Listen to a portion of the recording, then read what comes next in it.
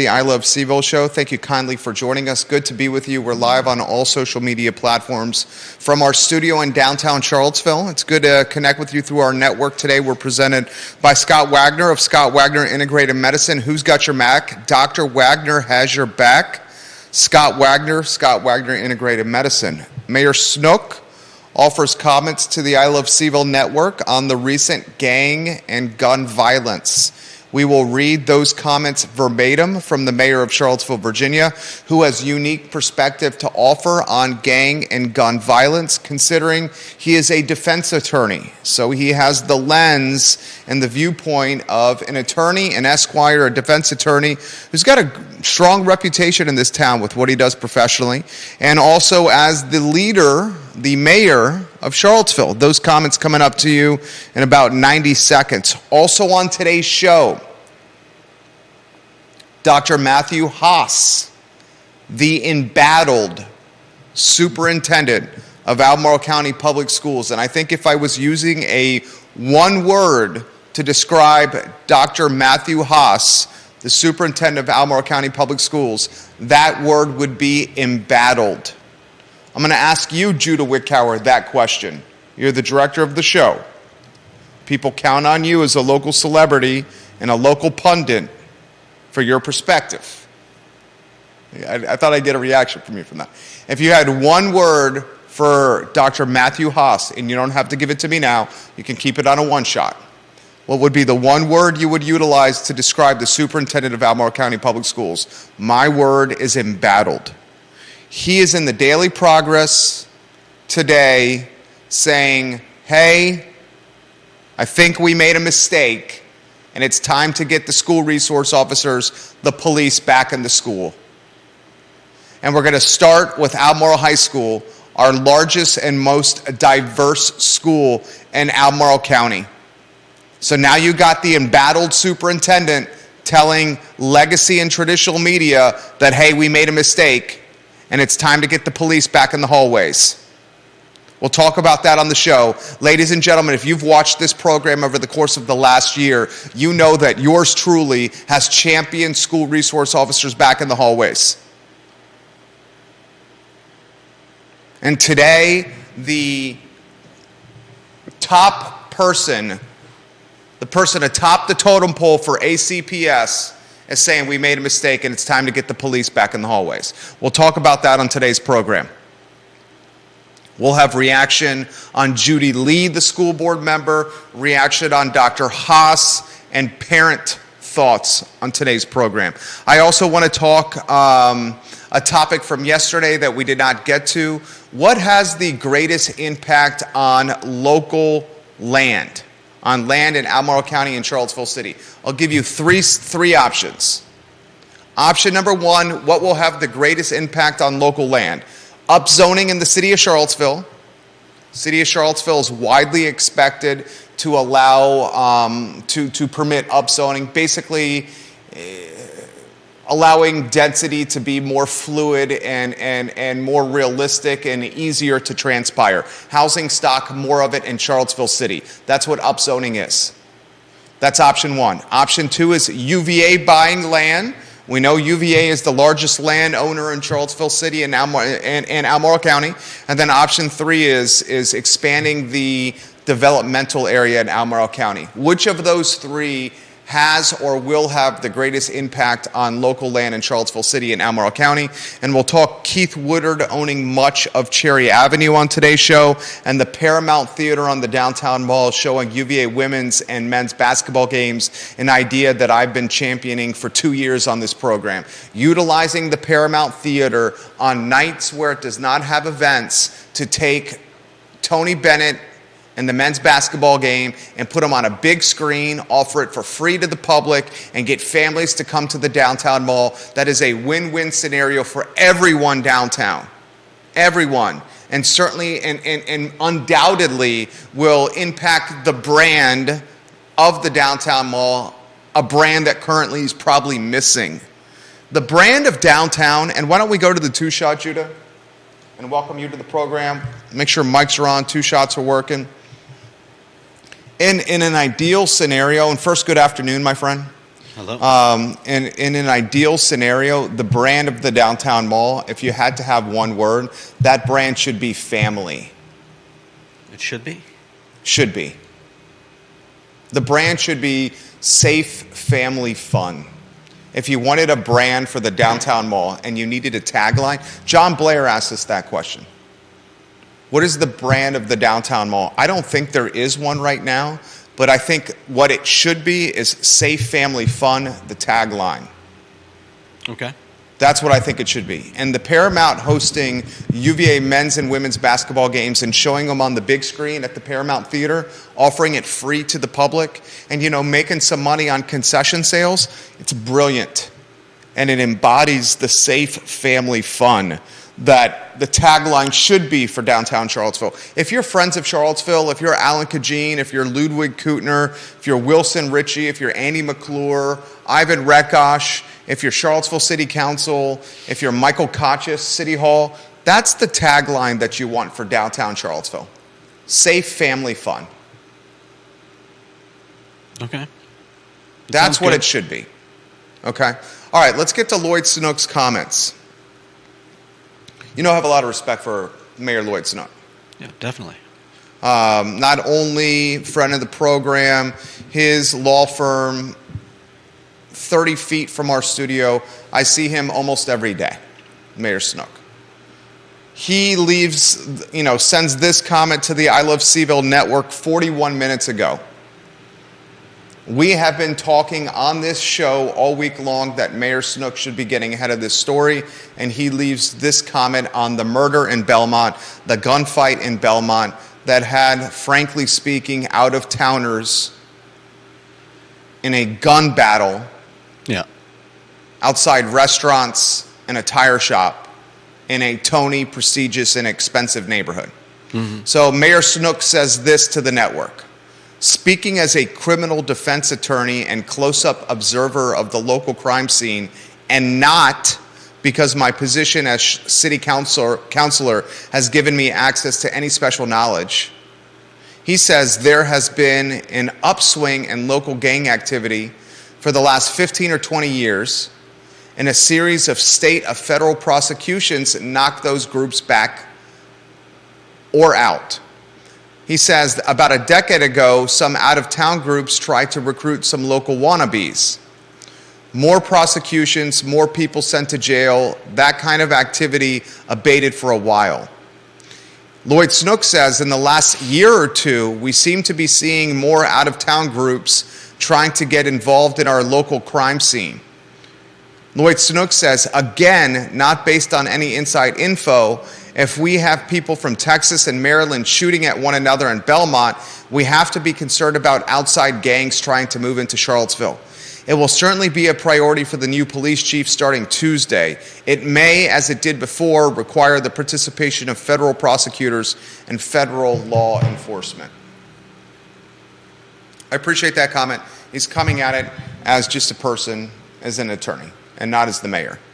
And he, like all of us, shares the concern that these are out-of-town people in a gun battle in downtown Belmont.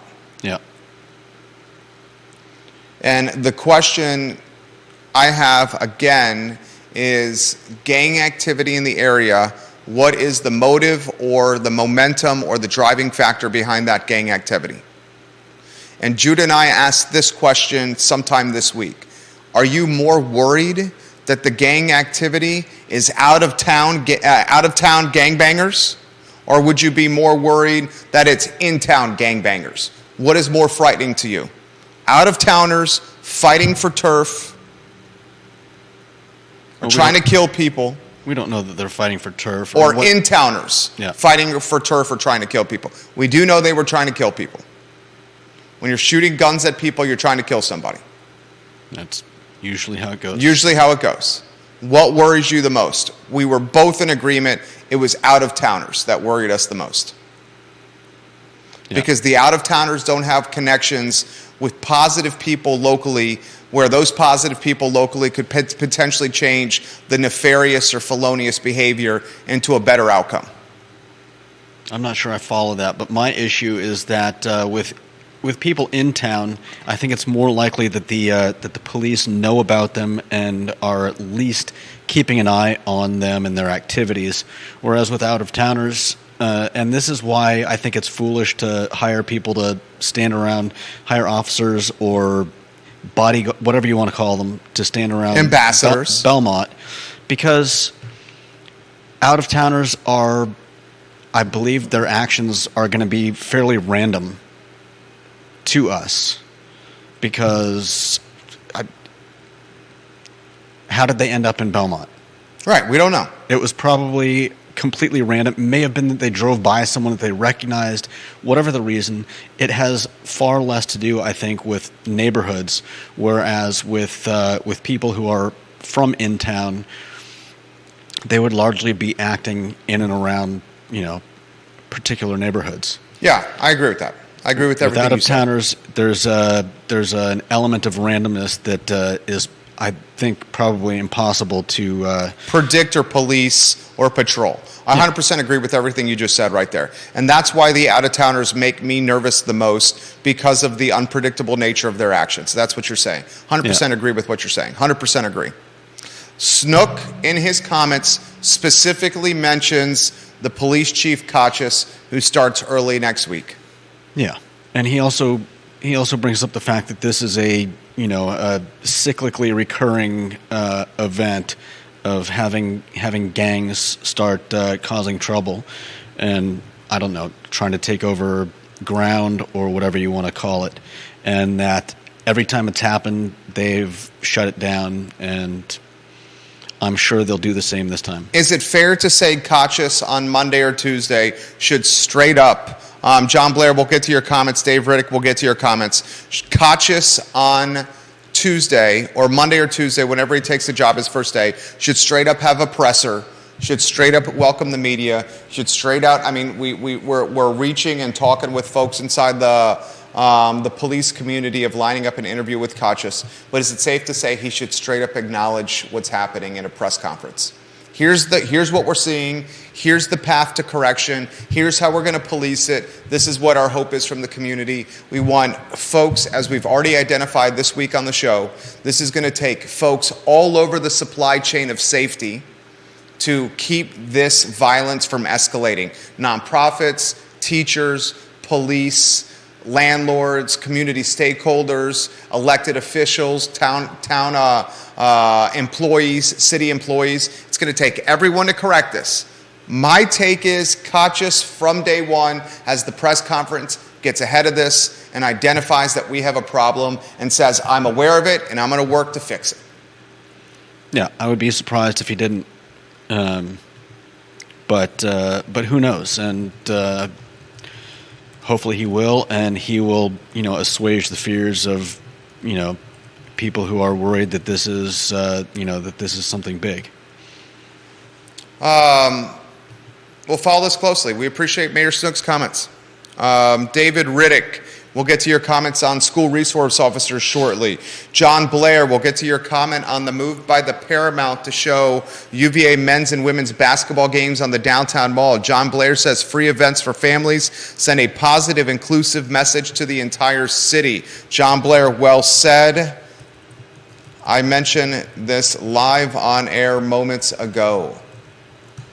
Downtown Mall's tagline, safe family fun. If you do safe family fun first, you will fill in the blanks for downtown during the daylight hours and the early evening hours. What do you mean fill in the blanks? Soft spots for downtown are like afternoon and early evening, when it's too early for people to go on date night into dinners, and it's too early for the bar crowd, and it's too early for the nightlife music crowd. So if you can get safe family fun happening, you'll fill downtown in the morning, you'll fill downtown at lunchtime, you'll fill downtown in the afternoons when it's not really that busy. The nightlife is going to follow because you have such a large aggregation of bars in one strip. The nightlife is going to be there. How downtown is going to gain buzz and notoriety and incremental revenue and lasting power and stay open is to get kids and moms and dads spending its money there. The booze scene's going to follow, the music scene's going to follow, the hookup scene's going to follow downtown. But if you can get mommy and you can get daddy and you can get little Johnny and little Susie downtown, then you're going to have incremental revenue, and incremental revenue, sales revenue, means lasting power, and it means zero vacancies. Safe family fun. But I want to get to another topic. I want to get to school resource officers. This one's huge. Okay? We have a school board meeting tonight. Albemarle County School Board meeting tonight. We have Alice Berry of the Daily Progress for back-to-back days writing strong articles in the Daily Progress, the paper of record. Yesterday, it was parents speaking on the record at Judy Lee of the school board in a meeting that she hosted to get feedback from constituents. And those parents yesterday said, bathrooms are dangerous, there's alleged sexual misconduct, alleged sexual assaults, there's alleged violence, drug use, vaping, and it's the Wild West at Albemarle High School. That's what parents said, and Judy Lee, the school board members meeting earlier this week, and it was reported yesterday in the Daily Progress. Today in the Daily Progress, Alice Berry, the reporter, again has another story, and this one, quoting Matthew Haas. I'm going to ask for that one word that you have that comes to mind that describes Dr. Haas. My word is embattled.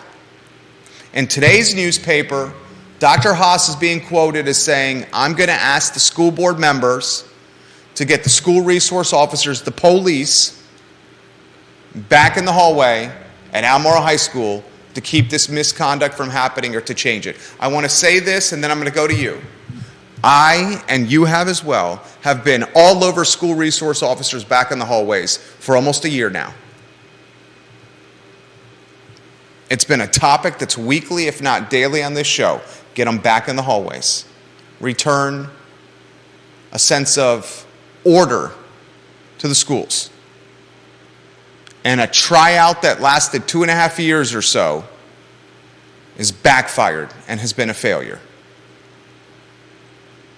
And now the superintendent has to, with his head down and his feet kind of pushing at the dirt in front of him, bashfully ask the school board members to get them back. And everyone on the decision chain has accountability. School board members, Dr. Haas, Dr. Haas's cabinet, everyone has accountability and culpability here of removing the school resource officers.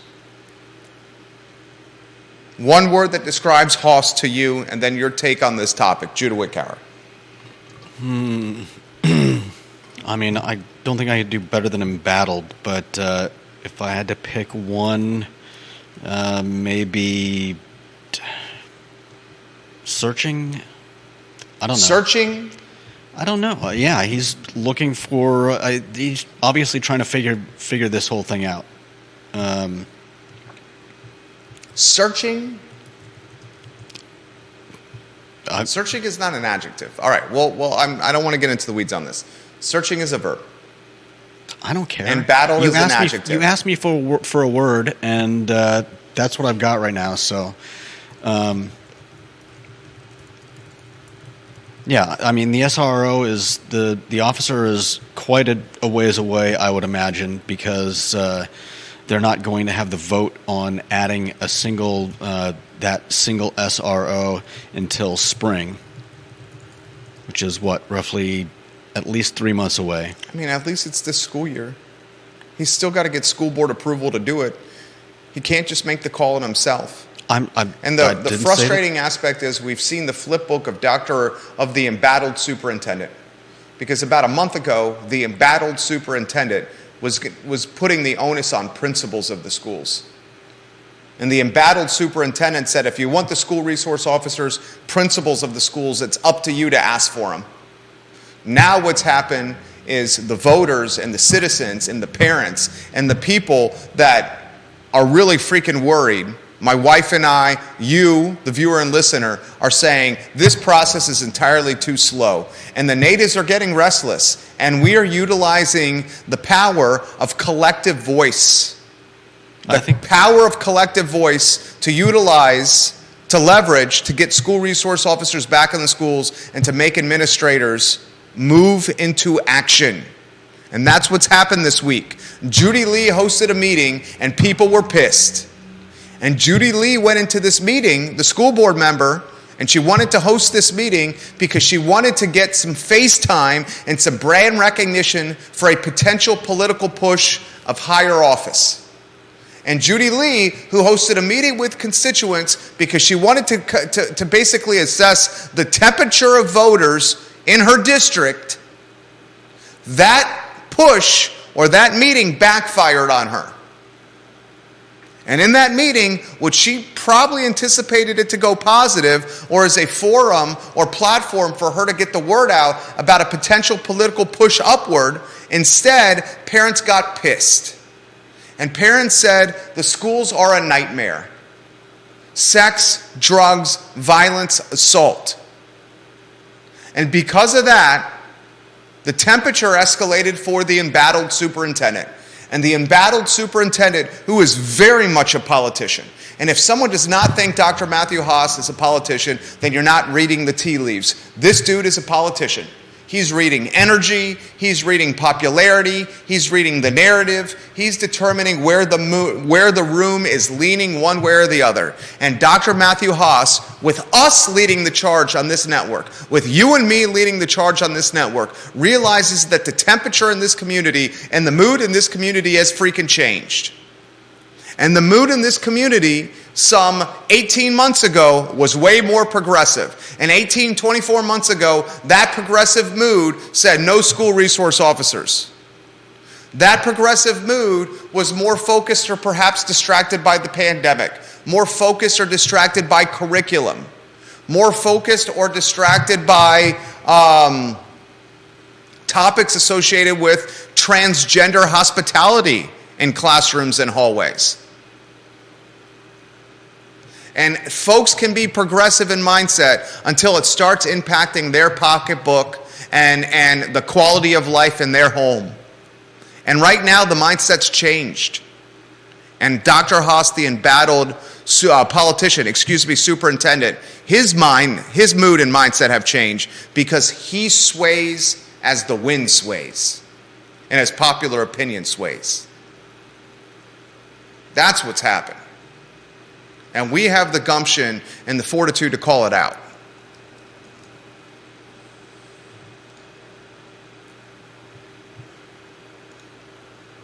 No-brainer, starting with Albemarle High School, the largest school with the most danger and the most diverse population.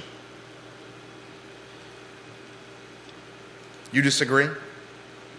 No. One thing I did like about the article was the fact that they're looking into, I believe the SRO will be under the school's control. I don't fully understand the terminology, but basically, rather than just having someone sent to the school will, the school division would have more oversight over a new school resource officer, if one is approved, than it did in the past. Previously, officers were employees of the Albemarle County Police Department, and the school division had limited authority over them. I think to my mind, that's hopefully a good way of going about things. The SRO will be more integrated with the school and the hierarchy in the school so that they take their orders, I guess, and report to principal or whoever. David Riddick, a teacher on LinkedIn, leaves this comment on our LinkedIn live stream. Jerry, will the SROs actually be Albemarle County Police Department officers?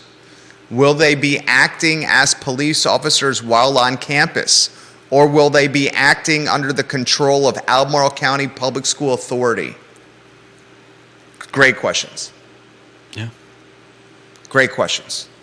And it sounds like the school will have more oversight over these officers. This officer. I find that concerning. The school is not in the police business. The school should not have oversight over these officers. The school should not be managing officer production or action. It should be an independent third party. But there have been concerns brought up about Of targeting students of color, black and brown students, students with disability. Yeah. That's what you're going to reference, right? yeah. Okay, I understand that. And that's a concern we all should be after. And I believe that's probably a large part of the reason that they Were pulled in the first place. Yeah. 100%. Especially in a progressive community like Albemarle. 100%, that's why they were pulled in the first place. Because certain data points suggest school resource officers, whether consciously or subconsciously, target students of color or students with disability. yeah. And the public school to prison pipeline moniker was coined because of those either subconscious or conscious actions. Yeah. And I undoubtedly agree we have to watch closely to make sure that school resource officers are not targeting minority students or students with disability. 100% agree we should watch and make sure that happens. I think we also need to understand that school resource officers aren't they're not the final and total answer to issues in the schools. Definitely not. A big part of the problem, I think, is is having the authority, and I don't mean the officers. I mean somebody having the authority to do something. Because you can't just slap people. You can't just slap kids on the wrist, send them back to the class, and expect them to change their behaviors. No. If you're not punishing students for poor behavior, then nothing is going to change. One school resource officer may be able to hold things down in one area of the school, but if kids are going to look for ways to do, if kids are finding ways to do something wrong, they're just going to find somewhere else to do it. 100%. 100%. Tom Stargill watching the program. Tom Stargill is a retired teacher from Albemarle County Schools, and he says SROs are terrific, but that does not address the woke principles and practices installed by Dr. Matthew Haas that are causing these problems at Albemarle High School and other schools. He is installing someone who he can blame, scapegoats. I want to highlight something that I've noticed with Matthew Haas. Carol Thorpe, the Queen of Jack Jewett, leaves this comment. Now Dr. Haas is putting all of the onus on the school board. Dude is trying to be Teflon. I want to bring this common theme up with Dr. Haas, the embattled superintendent. When the SOL scores were low, in particular for black and brown students, Dr. Matthew Haas, his choice or his decision or his plan of attack for remedying low test scores for black and brown students in Albemarle County Public Schools was to hire a third-party consultant. Dr. Matthew Haas, the embattled superintendent, his first plan of attack to handle poor SOL scores was pay a consultant group to fix the problem or to offer some perspective. Today, Dr. Matthew Haas is putting the priority or the decision-making or the responsibility on the shoulders of the school board members to return the school resource officers to the hallways. I have routinely seen the embattled superintendent pass the buck and continue to ask other people to make critical decisions for him for the sole purpose of insulating Dr. Haas himself from accountability and responsibility and culpability.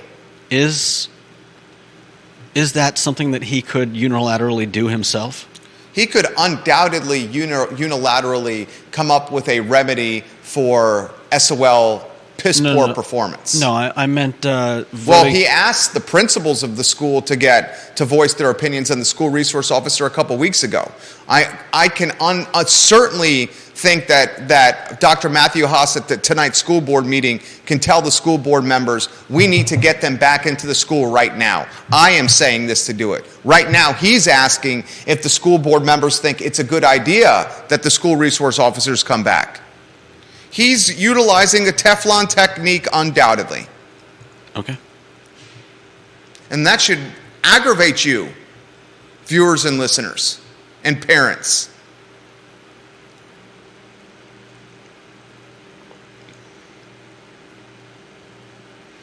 Lisa Costello says the school resource officer was the one who followed my autistic son each time he ran off from school. The teachers could not leave 24 kids in the classroom to chase my son, but the school resource officer was able to do it. So she's championing the school resource officer there and what the school resource officer did for her autistic son. And two other things that jumped out at me from that story in the newspaper. Two other things. Advice to Judy Lee. And I mentioned this yesterday. School board member Judy Lee, you declined to comment in the article. That's not a good look for you if you're choosing to pursue higher office. You're going to have to answer these difficult questions. And declining to comment on school safety and school resource officers and parental involvement is not a good look. Second aspect of this story that needs to be highlighted. Friend of the program, Carol Thorpe, Queen of Jack Jewett, sends us a Facebook call to action that was published earlier today. And that Facebook call to action was from the Facebook group called Hate Free Schools Coalition of Albemarle County. And this group published a call to action about 1 hour ago. And the call to action says, get out to the school board meeting tonight with signs and with banners that read, quote, keep cops out of schools. Speak to the school board, comment, sign up, email the school board, email Dr. Haas. You see the divide happening over this topic. I've said on this show for 1 year that 4 school board spots in November's election will be determined by these topics. Topic number 1, bus drivers and getting kids to and from school on time. Topic number 2, the transgender topic and the hospitality or the varying degree of hospitality with students who are pursuing transgender lifestyle. Topic number 3, school resource officers. And topic number 4, unionizing teachers or collective bargaining. Those 4 topics will determine the school board races, 4 of them that are up for grabs in November. We'll see. And my crystal ball is again proving to be accurate. Tonight's school board meeting is going to be school resource officer centered, and you're going to be seeing people in the stands that have banners that are literally saying keep cops out of school, as this Facebook group who has 1,200 members in Albemarle County is issuing a call to action to. That's a lot of people.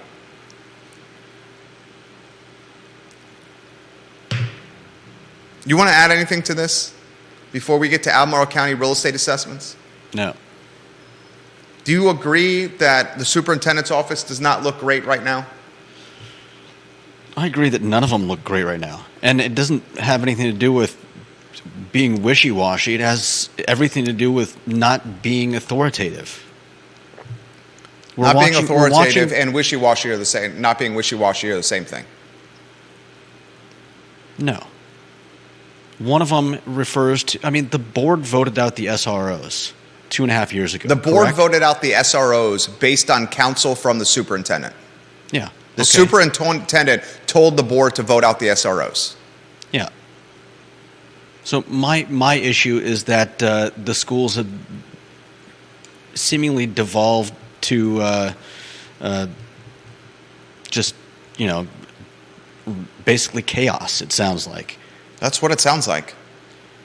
I don't think... Did you read the Crozet Gazette article? In the Crozet Gazette article, Paulie G., the Albemarle County Public Schools spokesman, said the Crozet Gazette article was based on hearsay and hyperbole and BS. Who said that? Paulie G., the Albemarle County Public Schools spokesman. He said Crozet Gazette article that basically described Albemarle High School as Michelle Pfeiffer's Dangerous Minds. Just get Coolio singing the soundtrack as you walk into the high school. Gangster's Paradise. Paula G says, no, the author of the Crozet Gazette article lied and stretched and hyperbolized and based the article on hearsay. Well, we had Bill Mooncachi on the show, who taught in Albemarle High School. And one thing I can say about Bill Mooncachi, the 12-year public school teaching veteran, he doesn't strike me as someone that is going to hyperbolize or exaggerate stories that happen in his classroom or in his hallways. You agree with that? Yeah. That dude was a straight shooter. Would you not agree with that? Definitely. Yeah, we've spent 2.5, 3 hours with him on this talk show. And he said the Crozet Gazette article was on point. So you literally have the high school in Albemarle, the largest one, being utilized as a political pawn. If there was one aspect of Albemarle County right now, all right, I won't even say one. If there were 5 aspects or 5 areas of Albemarle County right now that had the most political landmines, Albemarle High School would be in the top 5. Right there with the 5% of Albemarle County designated to growth, commercial and residential. That's another one. Another one we're about to highlight is reassessments. Did you see the reassessment story? Yeah. You live in Albemarle County, right? What district are you in, dude? You should know your district. I know where I vote. What district? Where do you vote? I vote What voting district are you in? K-Tech. What's that? K-Tech. What voting district is that? I don't know. What supervisor do you vote for? I don't know. That's frustrating. Okay. You do not know what Albemarle County supervisor you vote for. That right there is a microcosm of apathy in this community. Well-read, intelligent, connected guy who owns a house in Albemarle County, who is a fixture on a talk show, does not know the supervisor he votes for. That frustrates me. And I'm going to leave it alone so I don't embarrass you. That frustrates the hell out of me. I did not realize that. Please look online for what district you live in. All right. I would imagine it's the Rio district. Probably. I would imagine it's the Rio district, which means Ned Galloway is your supervisor. That makes But we sense. should confirm. Ned Galloway's been on the talk network multiple times. I know. Reassessments are happening right now in Albemarle County. And ladies and gentlemen, boys and girls, you will have less money in your pocket this year. When your tax bill comes due for your home in Albemarle County in early June and early December, you will be paying, on average, roughly 13% more in taxes this year. Mm-hmm. The Rio District, with reassessments that have now finished, the Rio District will jump 14%. Jack Jewett will jump 14.23%. The Rivanna District jumps the most, 15.64%. Samuel Miller District, 11.49% assessments jump. And my district, the Scottsville District, 13.52%. Whitehall District, 12.3%. The town of Scottsville, 11.29%. Double-digit jumps on assessments this year. This is a bill you pay in June and December. Now, the next thing we should be watching is the real estate tax rate. Will the Board of Supervisors keep the real estate tax rate the same? Will they raise the real estate tax rate, or will they lower the real estate tax rate? If they lower the real estate tax rate, they acknowledge the jump on assessments is a lot. You get taxed twice on your house. You get taxed on the assessment, and you get taxed on the real estate tax rate.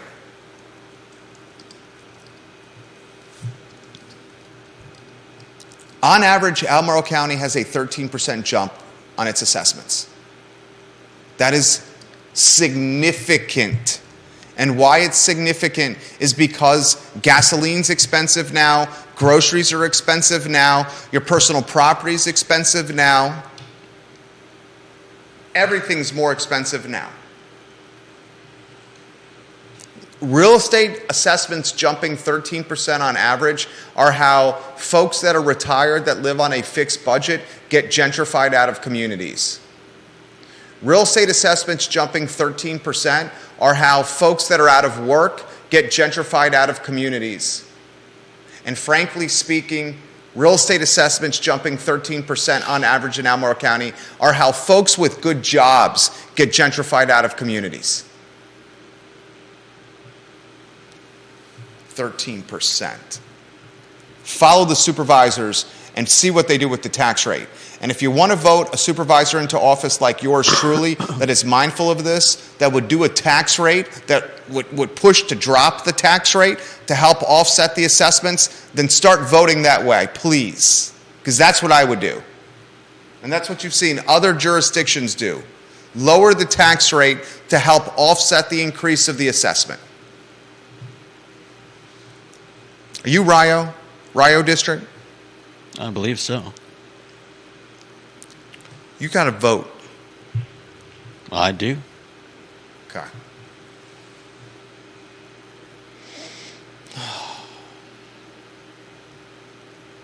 $115. Do you want to hit the Paramount showing the UVA games?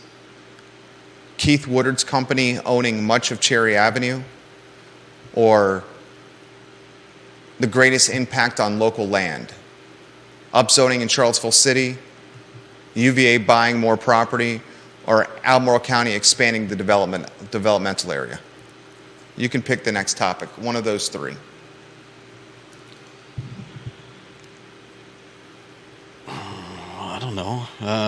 Paramount showing UVA hoops games? Is that all they'd show? No, they show movies, and they have I live know that. events. I don't mean movies. I mean, They showed the World Cup. They show NFL playoffs. Are you being obtuse? I'm talking What do about you mean, UVA. am I being Would it obtuse? just, You asked the question would and it I just be answered it. hoops games, or would it be other UVA games? They're showing UVA men's and women's basketball games at the Paramount. Okay. Are they going to show other UVA games, or is it just basketball games? They showed football in the fall. Okay. They made it free so people could come with their families for a positive event to have fun, safe and family-safe, fun activities on the downtown mall. All right. Safe family fun. It's a great idea. It's a great idea. They have all the infrastructure in place to project this. They do it on a night where they don't have shows, and they make incremental revenue on concession sales. Great idea. Moms and dads can bring their kids downtown. They will perhaps have lunch or get dessert at one of the merchants on the downtown mall and show a positive perception for downtown Charlottesville in the slowest month of the year, January. It's a great idea. Absolutely love it. That's the kind of stuff that needs to happen downtown.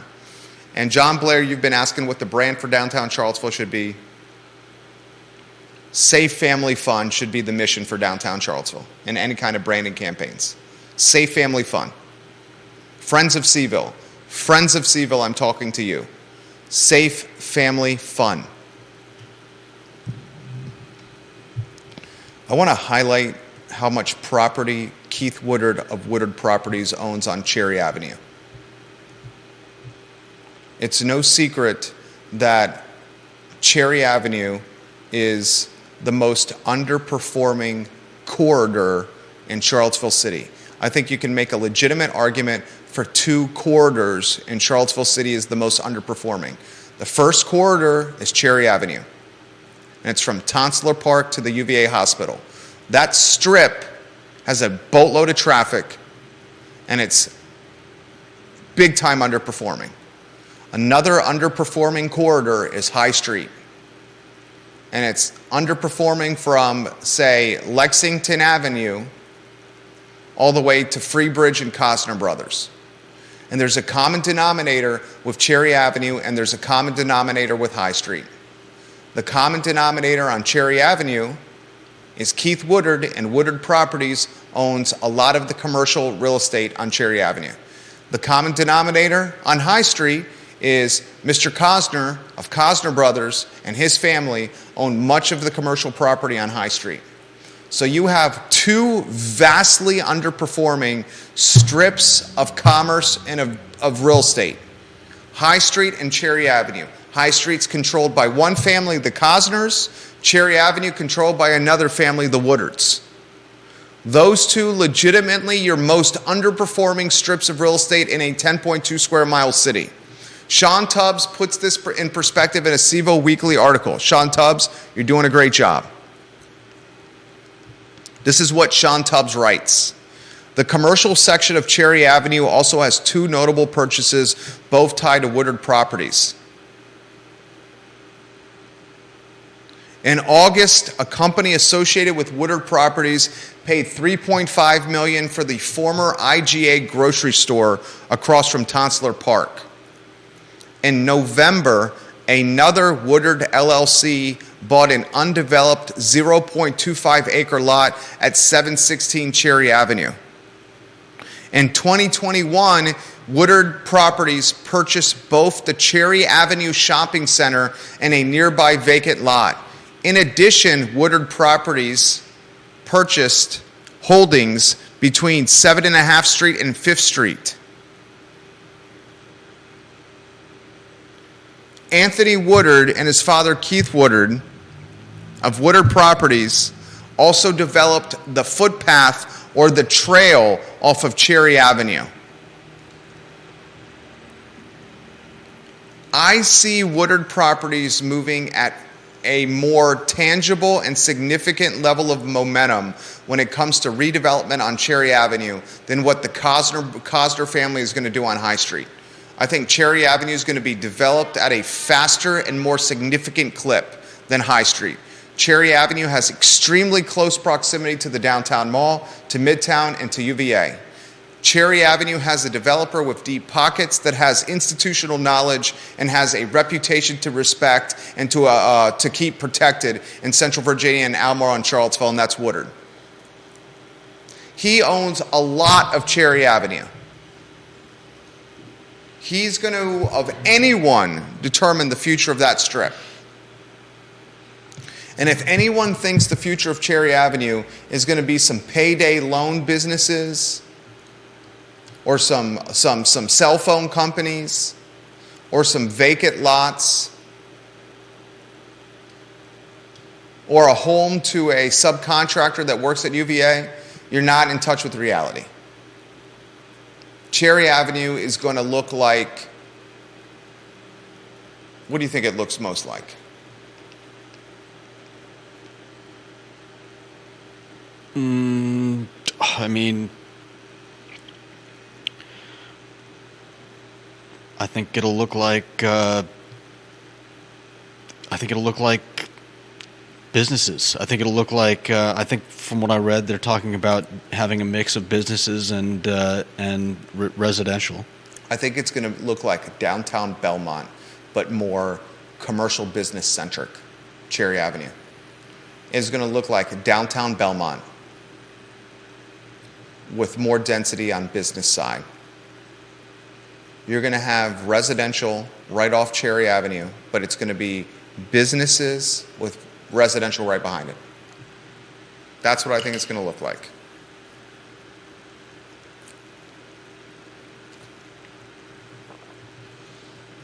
You think of any other areas of Charlottesville City that are more underperforming than High Street or Cherry?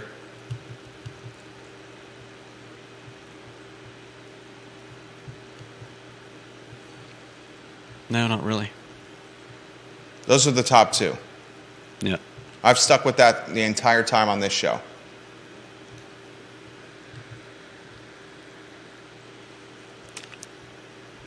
Tom Stargell says this. Dr. Haas is insulated because the school board has unanimously totally given them their blessings and totally insulated Haas from any discussion that his policies are highly questionable or just plain wrong. Haas and the board totally share a bed. That's what Stargell says, the retired teacher. Are you going to offer a take on which entity or which phenomenon has the greater impact on local land? Albemarle County expanding the development area, UVA buying property, or City of Charlottesville upzoning? Which has the greater impact on local land? I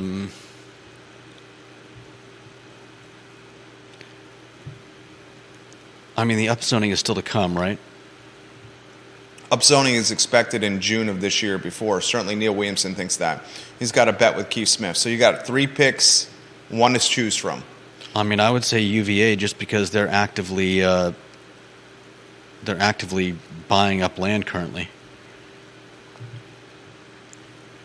You say University of Virginia. For what reason? Because they're... I mean, the number one reason you should be saying if you pick UVA is anytime UVA buys the land, it takes it off the tax roll. So when UVA buys property, the jurisdiction has less money to utilize for its budget because the University of Virginia is putting it in a nonprofit ownership umbrella. And when that nonprofit ownership umbrella owns the real estate, the local jurisdiction doesn't get the tax rolls from it. Yeah. That should be your number one reason why you pick UVA. UVA is a good one.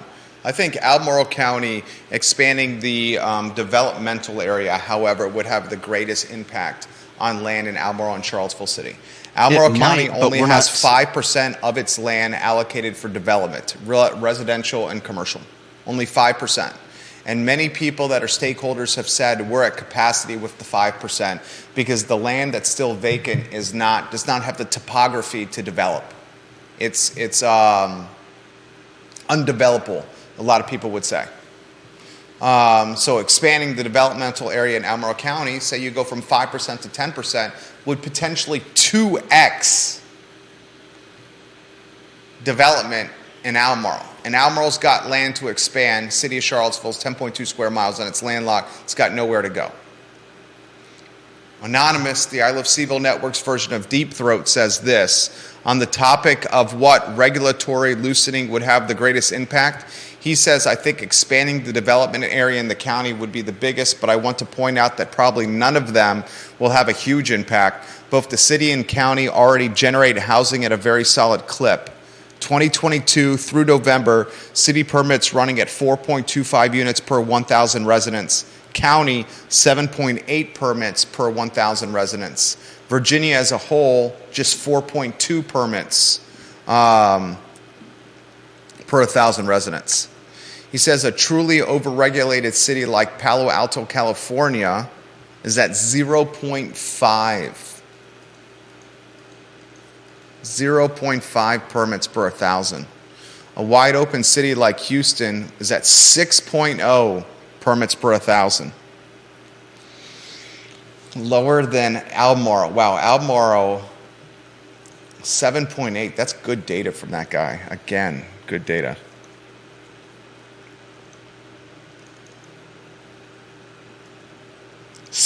According to Anonymous, 7.8 permits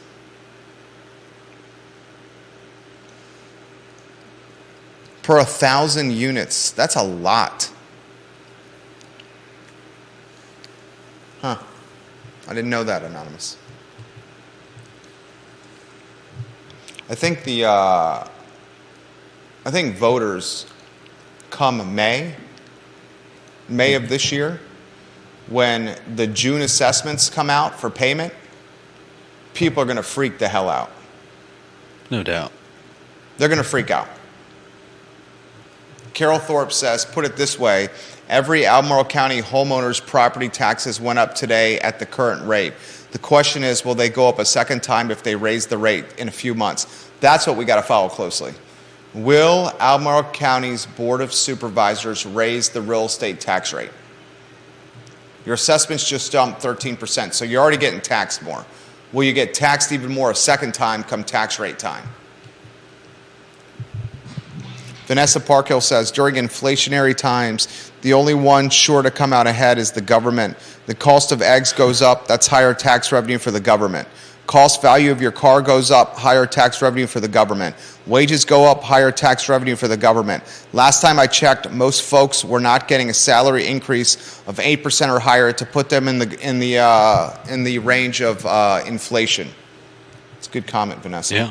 That's everybody, Yep. literally. That's why the Fed is prioritizing a hawkish approach to inflation management, because the Fed and Jerome Powell realizes how potentially damaging and damning inflation, if it keeps at this clip, will do to the economy and be to the economy. Good comment. I read this live on air. Also, I want to correct something. Juan Sarmiento, are you watching? Juan Sarmiento, are you watching today's show? Please let me know if you're watching, sir. Juan Sarmiento is the lead fleet technician of Charlottesville Albemarle Transit. Juan was right yesterday. That donut kitchen is in the Food Lion Shopping Center on Pantops. I mistakenly identified it as the giant shopping center on Pantops on yesterday's show. Did he say which spot it's in? My wife even corrected me too after the show was over. Is it in that corner spot that Subway used to be in? I mean, that's what it looks like on the map. But you went there and you said you weren't sure what was there. Are they open yet? Yeah. 100%? They're open. What's it called? Donut Shack? I think it's the Donut Kitchen. Donut Kitchen. Lisa Costello says, Jerry and Judah, this 180-degree turnout on school resource officers, the mayor making a public statement on gang violence, is an indication of the influence of the I Love CVille show in this community. Thank you for saying that. I think that's 100% correct. We understand the responsibility we have here with this talk show, with elected officials watching the program on a regular basis, issuing us comments prior to the show for us to read on air, and us, frankly, being the water cooler of conversation in a 300-person market. That's what we're trying to do here. I think Donut Connection is in that Food Lion Shopping Center. It's definitely in the old Subway spot, but that's what Juan said. By the time I get to if I'm going to Food Lion, it's usually after work, so it's usually like 7:30. Is that your grocery store? Yeah. That's the one you go to? Is that the closest one for you? Yeah, it's on the way home and it's the closest to me. Okay. Anything you want to add or close with? People like when you have closing thoughts. Closing thoughts. The Donut Kitchen should stay open at least one night a week, so I can try their donuts. One night a week? They're closed at 3. That's challenging. Yeah. I wouldn't say I'll have to try them on a Saturday or Sunday. I wouldn't say demand is particularly high in the evening hours for donuts. No, probably not. No, they're closed on Sunday, so that's out. I mean, that's one of the challenges that's happening with the dairy market. Food stalls is the dairy market requires the tenants to be open set hours, no matter if there's customers or not. Oof. So even if it's slow on a Monday, Tuesday, Wednesday, like the slow days, the historically slow periods, they're still having to remain open, which is driving up their labor costs. Yeah. And making it difficult to manage, because if you own a business, you cut your labor and food service when there's no customers. Yeah, but obviously Dairy Market doesn't want a bunch of empty, closed-up shops. They want when customers come to see the food hall with its full force energy behind it. That also means that in some cases you probably have to cook a lot more food than you normally would have. In the case of some of the places, I think they have, like trays set out where, kind of like a food line where you tell them what you want and they put it in. It's not, it's not the type of business where they just cook something as soon as you ask for it, which means that, there's a lot of food waste. Yeah, sadly. Yeah, I think there's some truth to that as well. All right. Confirm, you got some homework. Confirm for the viewers and listeners tomorrow which district you vote in. I mean, do we think it would be anywhere other than Rio? I don't want to assume. You shouldn't be able to say that with confidence and conviction. You should be able to say or know who the supervisor you're voting for with confidence and conviction. Especially if we're utilizing a platform to encourage people to vote in off years, which we are. I would imagine it's Galloway. I would really like to know that, though. Please, sir. Please, kindly, respectfully. Good job today, per usual for you on the talk show. I do not think you should underestimate, and I know you don't, the influence of what we're doing here. Okay. All right. And Alice Berry, job well done with the Daily Progress. The back-to-back days that you've had with the Albemarle County Public School Beat, it's been admirable. Your work is legitimate journalism. Well done. Very well done. Judy Woodcower, Jerry Miller, the I Love CVille Show on a Thursday. We're back tomorrow at 12:30. So long.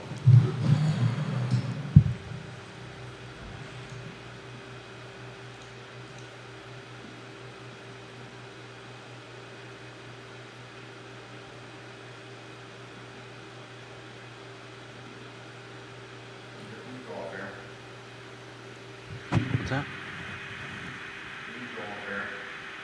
Okay.